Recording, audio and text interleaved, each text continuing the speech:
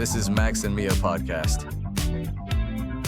Hello, everyone, and welcome back to Max and Mia Podcast. Hi there, I'm Mia, and this is Max. We're so excited to have you with us today. That's right.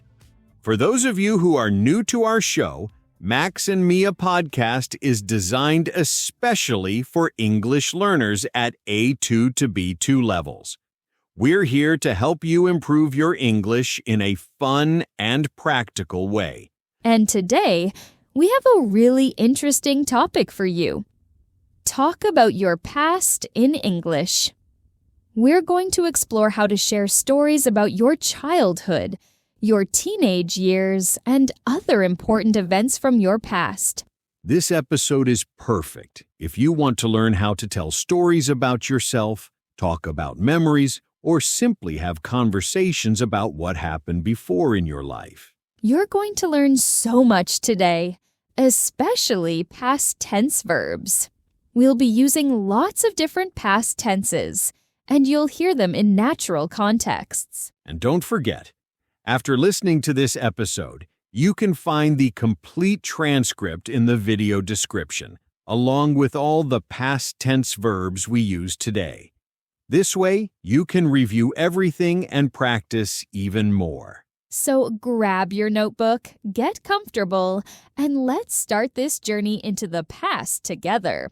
Are you ready to improve your English and learn how to talk about your past like a native speaker? Let's get started. Hey, Raphael, you know what? I was just thinking about how different our childhoods must have been. I grew up in a small town near Kyoto, and life there was so peaceful and traditional. Oh, really? That sounds amazing. I spent my childhood in Sao Paulo, which is completely the opposite. Bustling, loud, and full of energy. Tell me more about your town. Well, every morning I used to wake up to the sound of temple bells. My grandmother would prepare traditional breakfast: rice, miso soup, and grilled fish.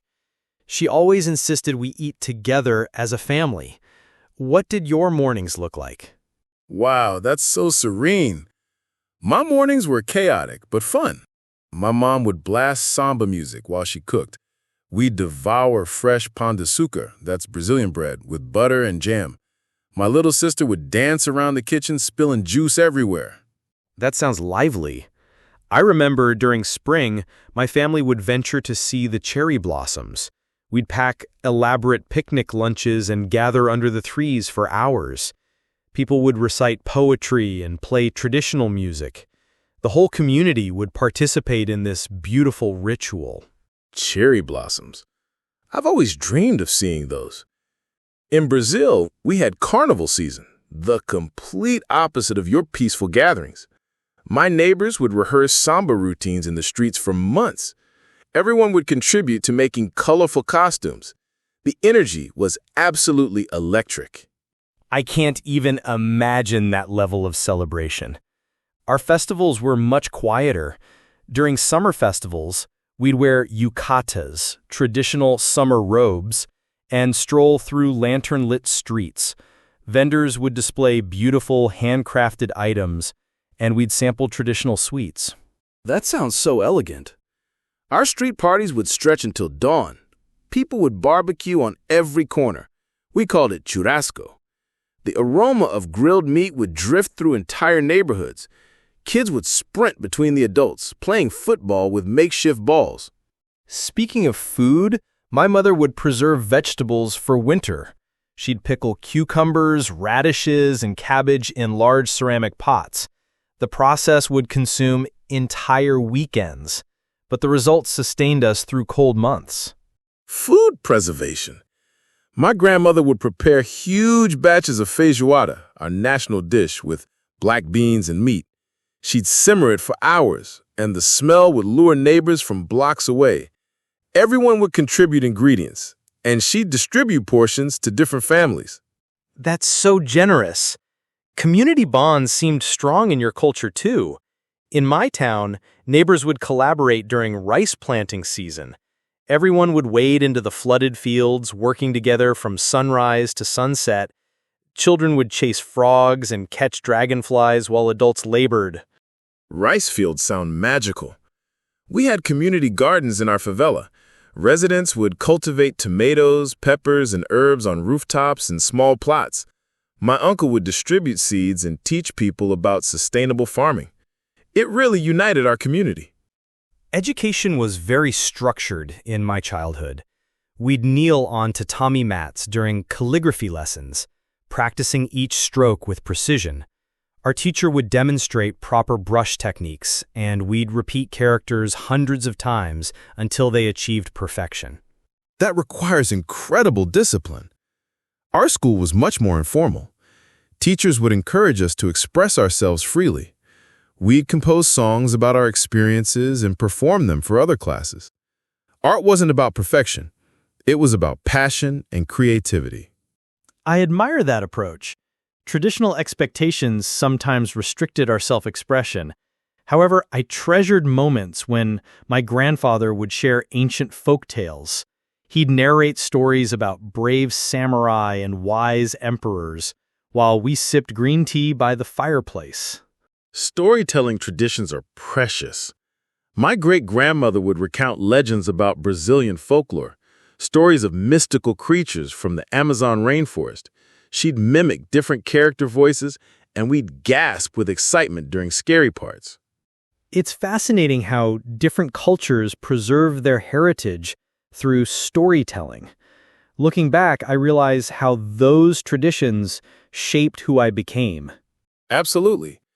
Despite our completely different backgrounds, we both experienced such rich, meaningful childhoods. Those memories continue to influence how we perceive the world today. I'm grateful we shared these stories. It makes me appreciate both our similarities and differences even more. Me too, my friend. Our past experiences really molded us into who we are now. Wow, what an amazing conversation between Hiroshi and Raphael.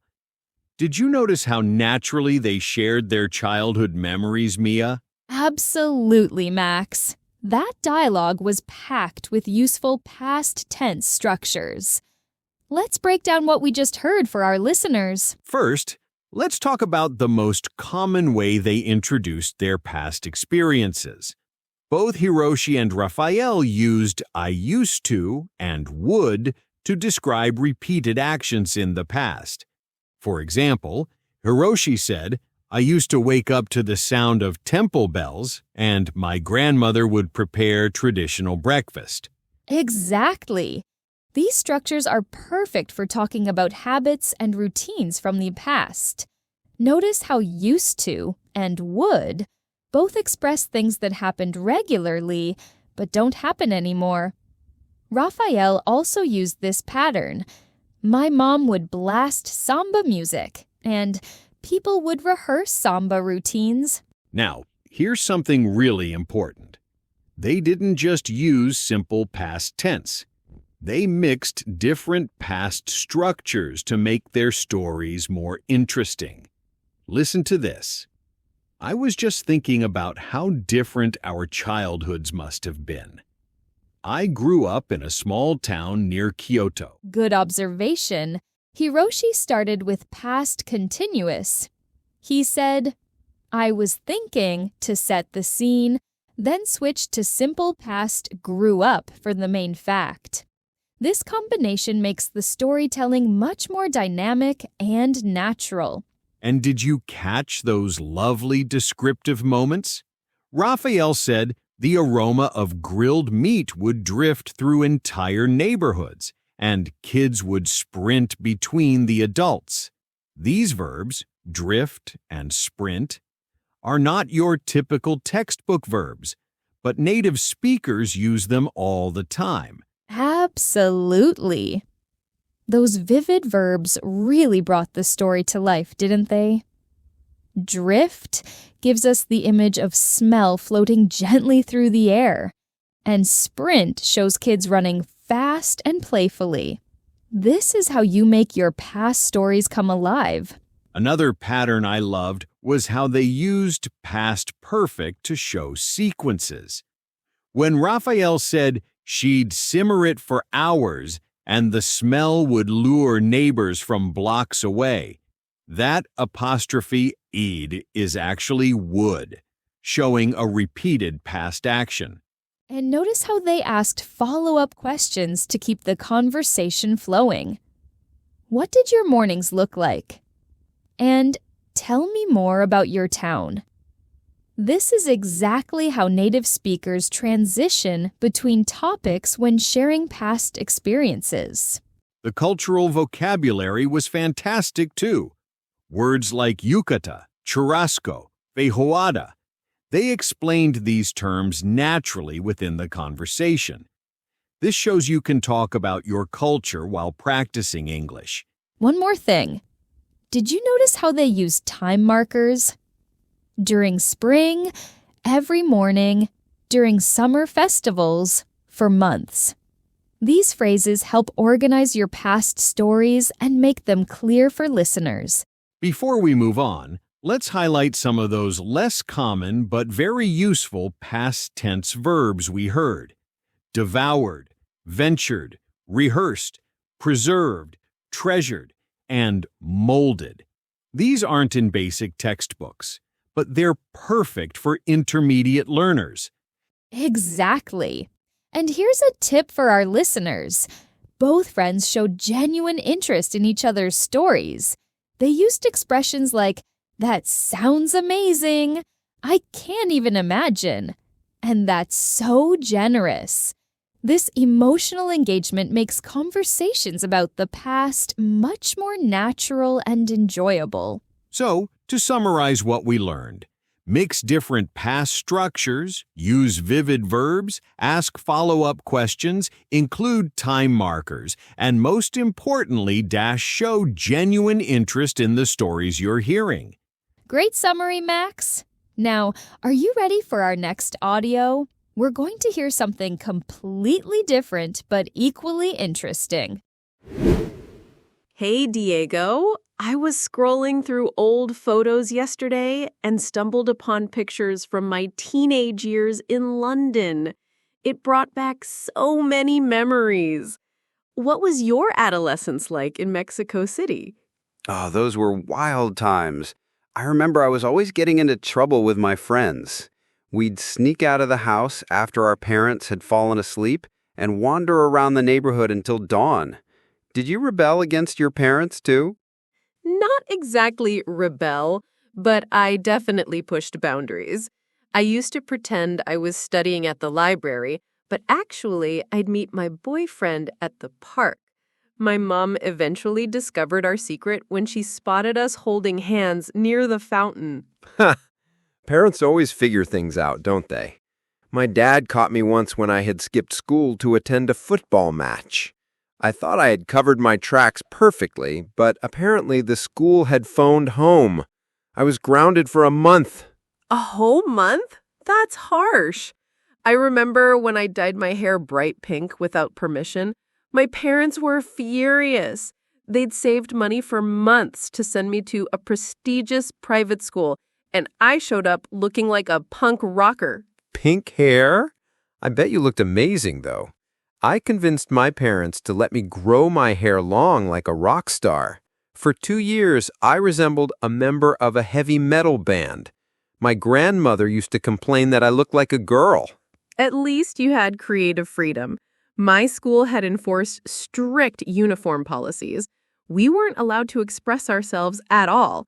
I felt so constrained that I started writing rebellious poetry in my diary every night. Poetry? That's actually really cool. I channeled my teenage angst differently. I learned to play guitar and formed a band with my neighbors. We'd rehearse in my garage every weekend, driving the whole street crazy with our loud music. A band? Did you ever perform anywhere? I always dreamed of being on stage, but I was too shy. Instead, I participated in drama club and discovered I had a talent for acting. I starred in our school's production of Romeo and Juliet. That's incredible. Yes, we actually performed at a few local venues. Nothing fancy, just small cafes and community centers. The adrenaline rush was addictive. I felt like a real rock star, even though we only earned enough money to buy pizza afterward. Those small victories meant everything back then, didn't they? I remember my first job at a vintage clothing store. I spent hours organizing racks and helping customers, but I adored being surrounded by beautiful, unique pieces. The owner taught me about fashion history. Your first job sounds much more glamorous than mine. I worked at my uncle's auto repair shop during summer holidays. I'd arrive covered in grease every evening, but I learned valuable practical skills. My uncle insisted that every young man should understand how engines worked. That's actually really useful knowledge. Speaking of summers, I used to attend theater camps in the countryside. We'd wake up at sunrise, practice scenes outdoors, and perform under the stars. Those experiences shaped my love for storytelling. Theater camp sounds magical. My summers were spent at my grandparents' ranch. I'd help with farming chores, ride horses, and learn about traditional Mexican cooking from my grandmother. She taught me recipes that had been passed down through generations. Family traditions are so precious. My gran used to take me antique hunting every Saturday. We'd explore dusty shops and flea markets, searching for hidden treasures. She taught me to appreciate craftsmanship and history behind everyday objects. I love that. Those one-on-one moments with grandparents are irreplaceable. My grandfather would share stories about the Mexican Revolution while we worked together. He'd describe battles and heroes with such vivid detail that I felt transported back in time. It's amazing how our teenage years were filled with such formative experiences. Looking back, even the mistakes and rebellious moments taught us important lessons about ourselves. Absolutely. Those years challenged us, shaped our personalities, and helped us discover our passions. I wouldn't change anything, even the embarrassing moments. Same here. Our past adventures, both good and bad, created the foundation for who we became as adults. Exactly. Those memories will always hold a special place in our hearts. What a wonderful conversation between Emma and Diego. I loved how they shared their teenage experiences so openly and naturally. Me too, Mia. This dialogue was perfect for showing how to talk about your adolescent years. Did you notice how they used different strategies to introduce their memories? Yes. Emma started with, I was scrolling through old photos yesterday and stumbled upon... This is such a natural way to begin talking about the past. She used past continuous was scrolling, combined with the phrasal verb stumbled upon, which means to find something by accident. And Diego responded beautifully with, oh, those were wild times. A perfect reaction that shows interest and introduces his own memories. Then he used a classic pattern. I remember I was always getting into trouble. This combination of I remember plus past continuous is very common when sharing memories. Exactly. Both speakers used used to and would again, but notice how they also mixed in simple past for specific events. Diego said, my dad caught me once when I had skipped school. That's past perfect had skipped, to show something happened before another past action. Great observation. And Emma did something similar. My parents were furious. They'd saved money for months. That contraction apostrophe D is had. Past perfect again to show the saving happened before the hair dyeing incident. I also loved how they used emotional language to make their stories more engaging. Words like furious, addictive, magical, and irreplaceable really brought their memories to life. This shows that talking about the past isn't just about grammar. It's about sharing feelings too. And did you catch those wonderful phrasal verbs? Sneak out, figure out, show up, pass down. These are essential for natural English conversation, especially when telling stories about growing up. The descriptive verbs were fantastic, too. Instead of just saying walked, Diego said wander around the neighborhood. Instead of looked, Emma said resembled a punk rocker. These verb choices make stories much more vivid and interesting. One thing I particularly appreciated was how they validated each other's experiences. Phrases like, "That sounds amazing," "That's incredible," and "I love that," show genuine interest and keep conversations flowing naturally. And the way they reflected at the end was beautiful. Those memories will always hold a special place in our hearts. This kind of conclusion helps wrap up past-focused conversations in a meaningful way. Well, everyone, what an incredible journey through the past we've had today. It really was. We've listened to Hiroshi and Raphael sharing their childhood experiences from Japan and Brazil, and then Emma and Diego talking about their teenage years in London and Mexico City. Throughout both conversations, you've heard so many different ways to talk about your past in English. From simple past tense to past continuous, from used to and would for past habits, to past perfect for showing sequences of events. And remember, it's not just about grammar. The key to great storytelling is using vivid verbs, emotional language, and showing genuine interest in other people's experiences. As promised, you can find the complete transcript of today's episode on our website, along with a comprehensive list of all the past tense verbs we used. We've organized them by difficulty level, so you can focus on the ones that match your current English level. Don't forget to practice. Try telling a friend or family member about one of your own past experiences, using some of the patterns and vocabulary you learned today. The more you practice, the more natural it will become. And if you enjoyed this episode, please share it with other English learners. Word of mouth is the best way to help our podcast community grow. Before we say goodbye, remember that everyone has fascinating stories from their past. Whether you grew up in a bustling city or a quiet village, whether you were rebellious or well-behaved, your experiences are unique and worth sharing. That's so true, Mia. Your past has shaped who you are today, and talking about it in English will help you connect with people from all over the world. Thank you so much for joining us today on Max and Mia Podcast. Keep practicing, keep learning, and keep sharing your stories. Until next time, this is Max. And Mia saying goodbye. Take care, everyone.